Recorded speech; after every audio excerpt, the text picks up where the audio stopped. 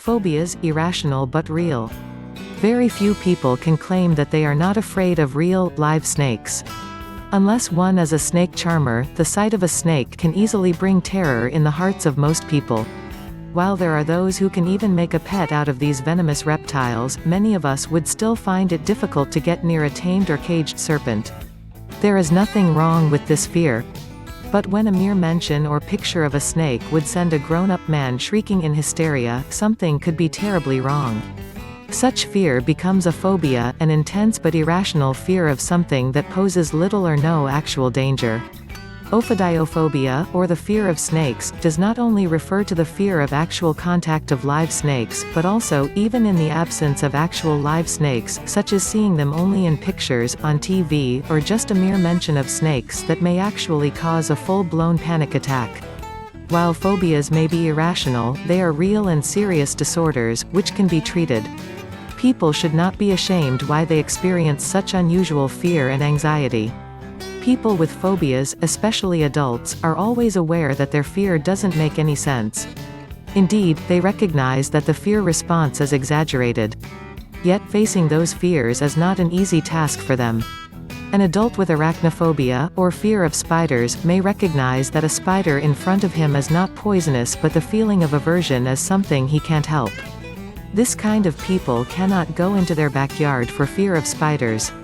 In extreme cases, they may even think that crossing the streets isn't safe from spiders, thus, making their world smaller and smaller.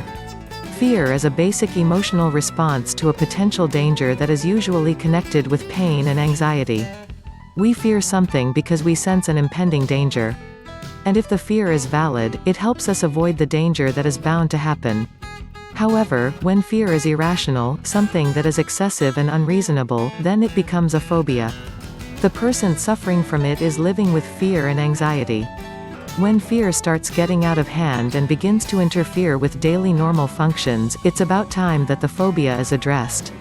Such fear is causing a level of impairment physically and psychologically.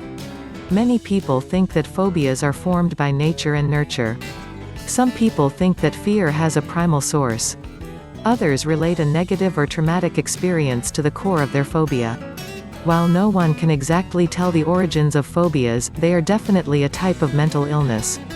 Researchers are still at work to determine how much genetics and environment affect or influence the development of a mental illness.